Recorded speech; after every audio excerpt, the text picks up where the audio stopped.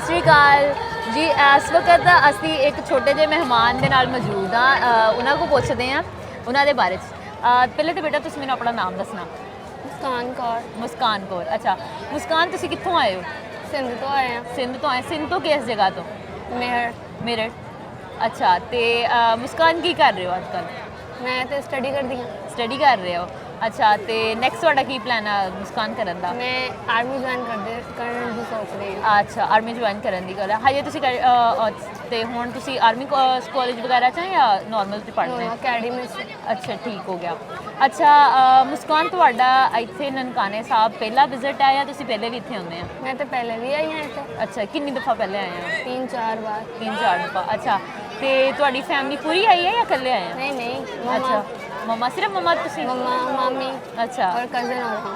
ਅੱਛਾ, ਠੀਕ ਹੋ ਗਿਆ।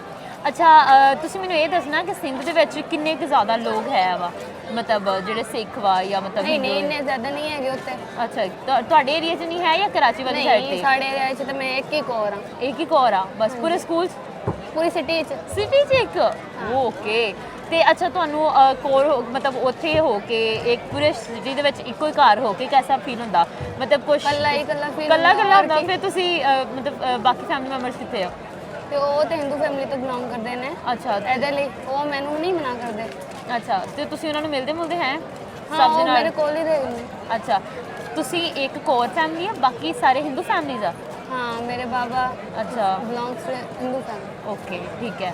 तो मतलब फिर बाबा लोग नहीं आते इतने, तुसी आते नहीं हैं? नहीं, वो भी आते हैं पर उन्होंने छुट्टी नहीं मिली ਇਹਦੇ ਲਈ। मम्मा आई हैगी। अच्छा, ठीक हो ਗਿਆ। ਅੱਛਾ ਬੱਚੇ, ਤੁਹਾਨੂੰ ਮਤਲਬ ਇੱਥੇ ਆਉਣ ਤੋਂ ਪਹਿਲੇ ਤੁਸੀਂ ਕੀ ਸੋਚਿਆ ਸੀਗਾ ਕਿ ਤੁਸੀਂ ਕਿੱਦਾਂ ਜਾਣਾ? ਮਤਲਬ ਕਿ ਇੱਕ ਹੁੰਦੀ ਨਾ, ਇੱਕ ਬੰਦੇ ਦੀ ਫੀਲਿੰਗ ਹੁੰਦੀ ਆ ਕਿ ਮੈਂ ਮਤਲਬ ਜਾਣਾ नहीं, ਤੇ ਬਾਬਾ पहले ਜੀ तो ਨੂੰ मैं एक ਮਿਲਣਾ। और बनी ना, गुरसिੱਖੀ ਨਾਲ ਜੁੜੀ। अच्छा। ਉਹਦੇ ਬਾਅਦ ਮੈਂ ਵਿਜ਼ਿਟ ਕਰਨ ਆਈ। Visit ਮੈਨੂੰ ਕਰਨੇ ਬੜਾ ਆਈ। ਚੰਗਾ ਲੱਗਾ। ਅੱਛਾ। ਇਹਦੇ ਲਈ ਮੈਂ ਫਿਰ ਵੀ ਆਈ। ਅੱਛਾ, ਮਤਲਬ ਤੁਸੀਂ ਪੜਿਆ ਹੋਇਆ ਨਾ, ਮਤਲਬ ਰਿਲੀਜਨ ਨੂੰ ਪ੍ਰੋਪਰ ਪੜਿਆ। ਤੇ ਕੋਈ ਇੱਕ ਗੱਲ ਨਾ, ਇੱਕ ਛੋਟੀ ਜਿਹੀ ਸਟੇਟਮੈਂਟ ਤੁਸੀਂ ਇਦਾਂ ਦੀ ਦੱਸਣੀ ਜਿਹੜੀ ਤੁਹਾਨੂੰ ਲੱਗੀ ਹੋਵੇ ਕਿ ਮੈਨੂੰ ਬਹੁਤ ਜ਼ਿਆਦਾ ਚੰਗੀ ਲੱਗੀ।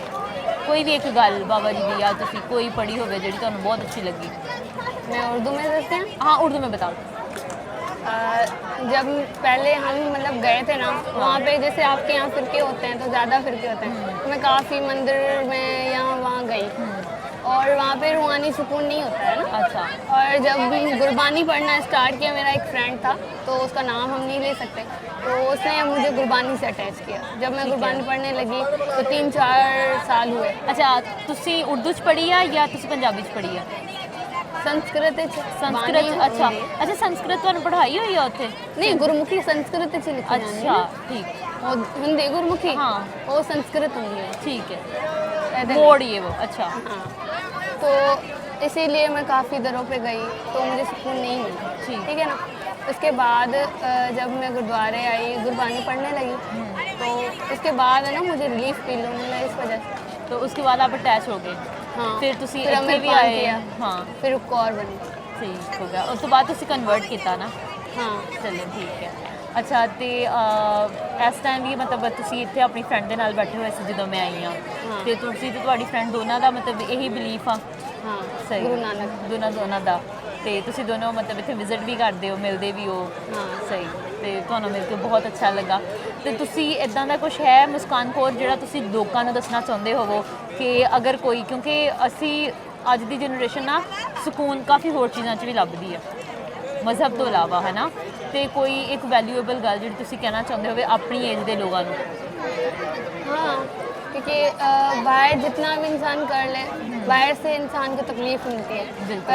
पर वाहिगुरु वाहिद होता है जो हमें तकलीफ देता है, पर रिलीफ भी वही देता है। बिल्कुल। तो इंसान हमेशा छोड़ के जा सकते हैं, पर वो छोड़ता है तो फिर वो वापस भी आके साथ भी देता है। बिल्कुल। इसलिए उसके साथ अटैच रहो। इंसान तो छोड़ जा सकते हैं, वो नहीं जा सकता। वो एक छीनेगा तो दूसरा दे देगा। ठीक है। तो मतलब ये वाला जो बिलीफ है आपका, इसकी वजह से आप ना इस पे हाँ। ठीक है। थैंक यू सो मच, आपसे मिलकर बहुत अच्छा लगा। नमस्कार।